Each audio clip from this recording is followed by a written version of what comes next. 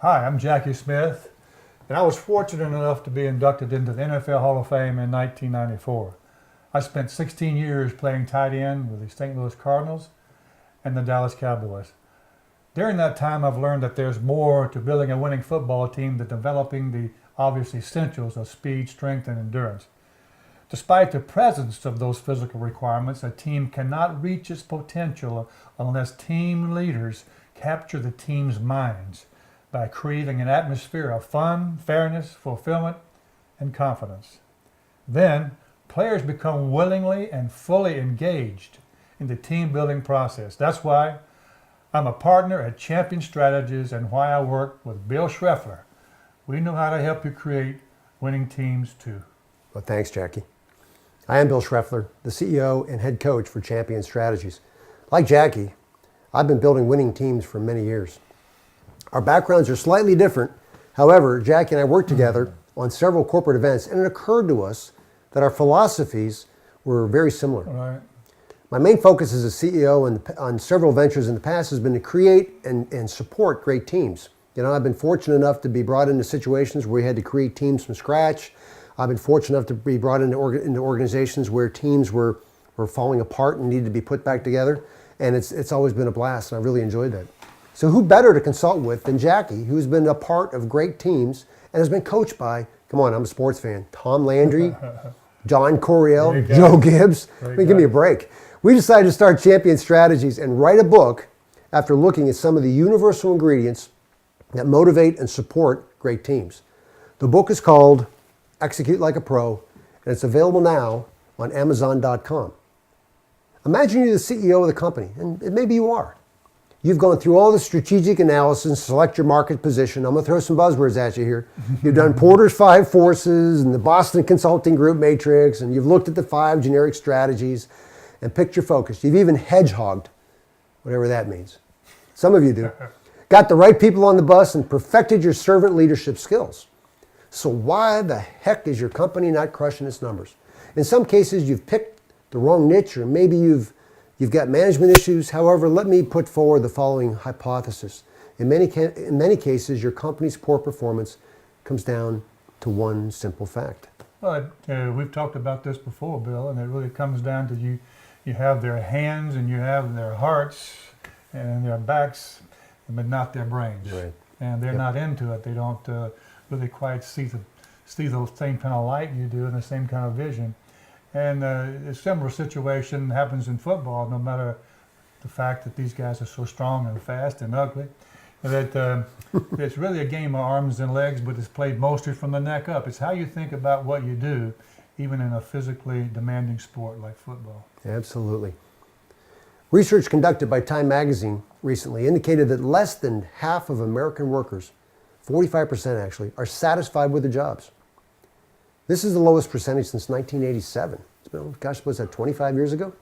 More than half of the U.S. workers feel their jobs are less secure now than they were a year ago. Approximately 70% of workers who feel their jobs are secure report happiness at work, but half of the workers who feel their jobs are in jeopardy are dissatisfied with their jobs. Wow. Now this is the kicker, this is the key what I'm coming up on here. Out of almost 11,000 workers that were surveyed, only 31% are engaged. Now think about that.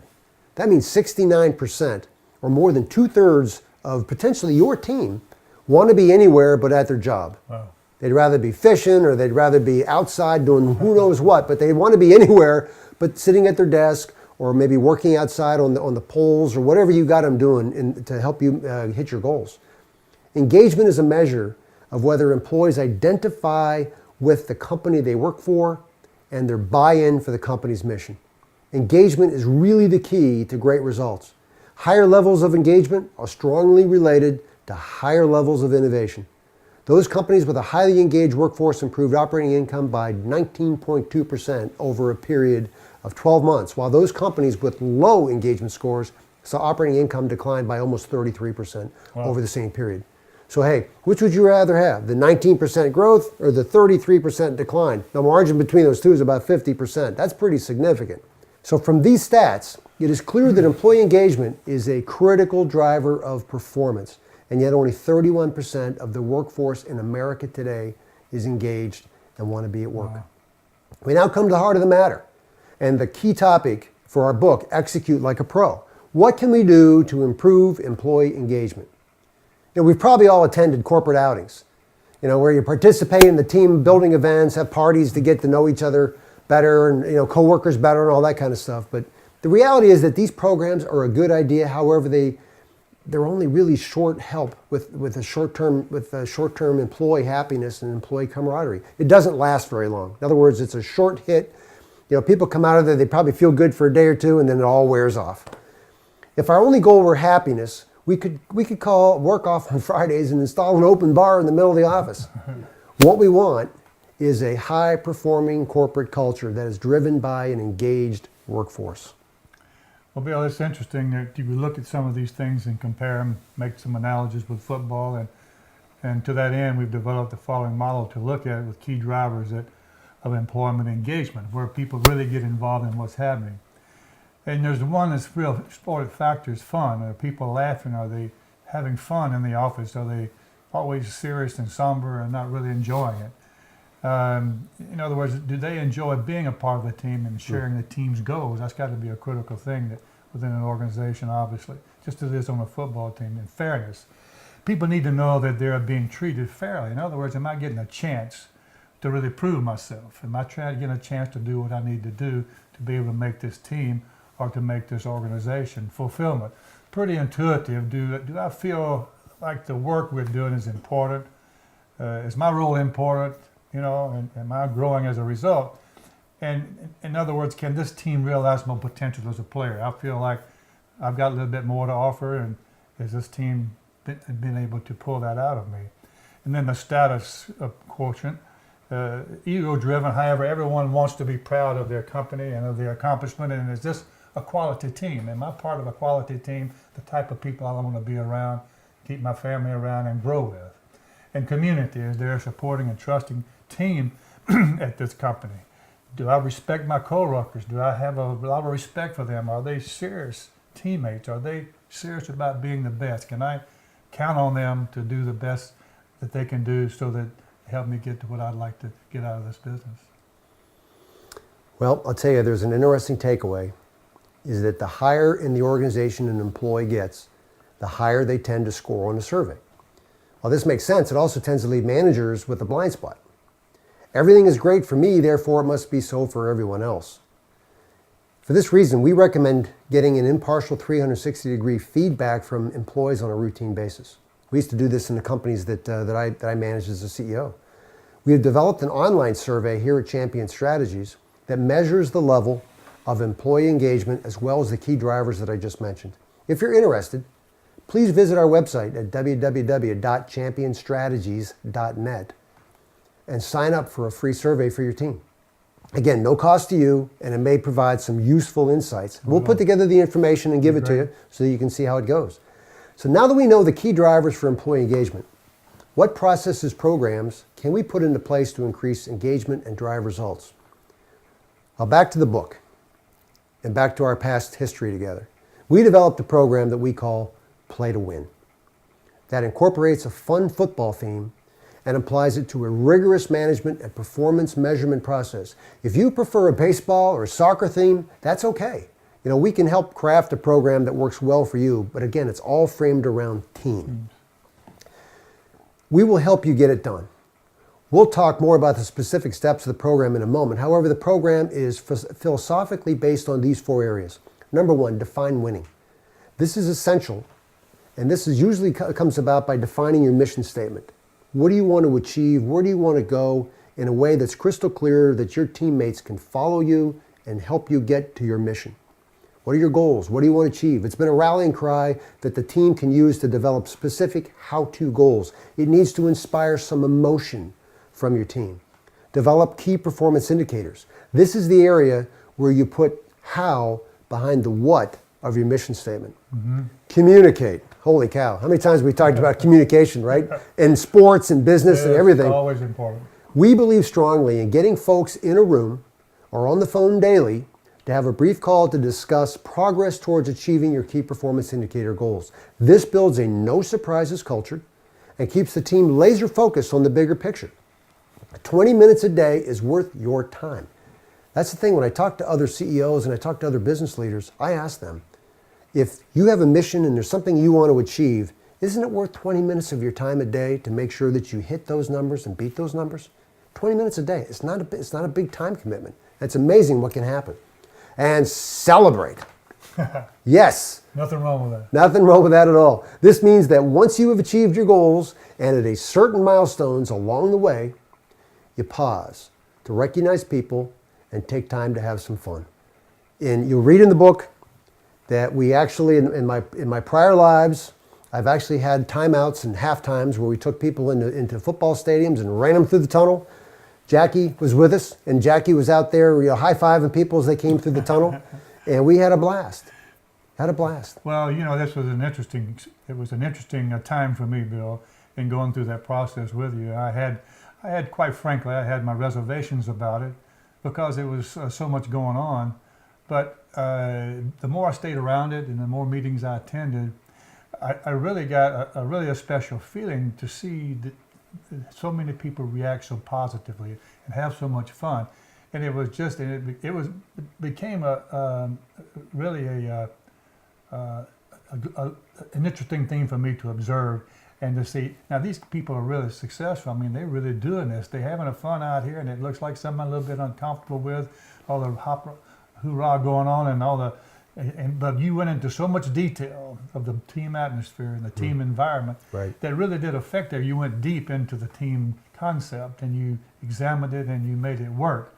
And that's really what it's all about. And I would encourage anyone to really take it serious. There's a lot of programs out there, that there's nothing out there quite like this that really captures the essence of the team spirit and applies it to the business perspective. Yeah, boy, you're so right, Jackie. We have a process where we take your team into training camp. Now, there's a football term, right? Training camp for a day and a half and teach business fundamentals. It all goes back to blocking and tackling. How many times we talked about that in sports, right? If you can't block and you can't tackle, you're not going to win a game. It all begins with a press conference where we roll out the team. Next, we go into preseason to prepare for the competition ahead. We assist you with team huddles. This identifies how we are specifically going to beat the goals identified for the team. We help them shoot for perfection, hopefully landing at excellence.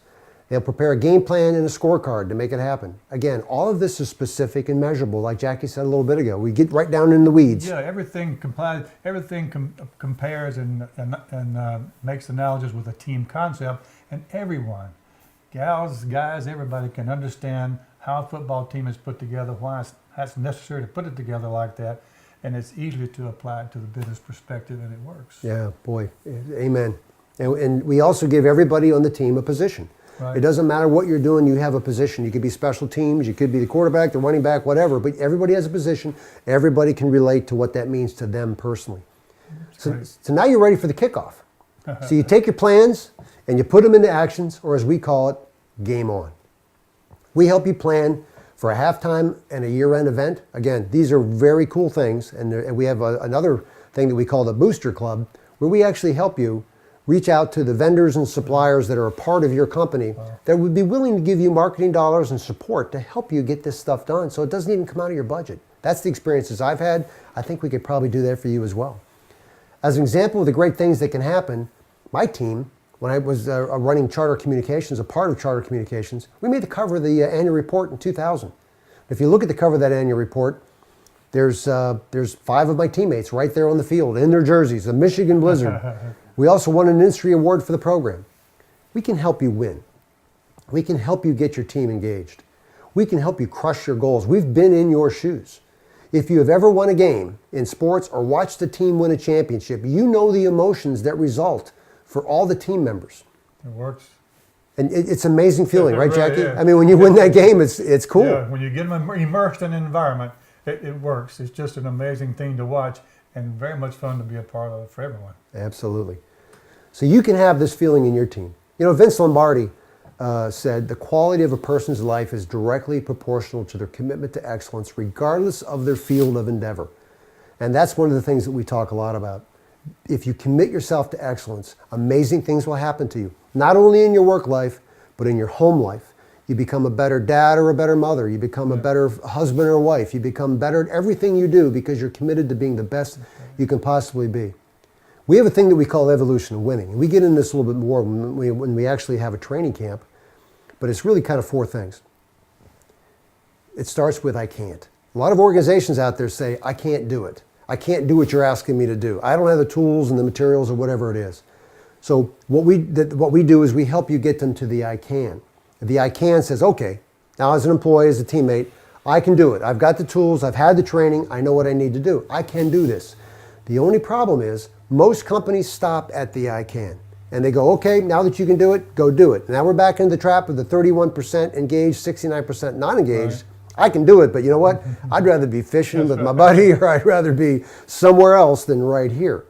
So what we do is we help you get to the next evolution, which is I will. Now the I will is the cool part.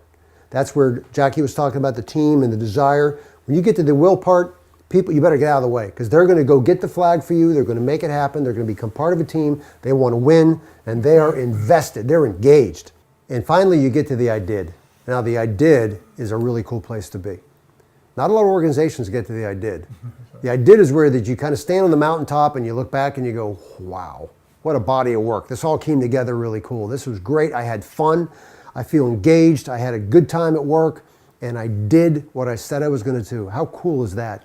And you hit your numbers. You hit your goals. I mean, that's huge. So hey, let us help you be excellent too.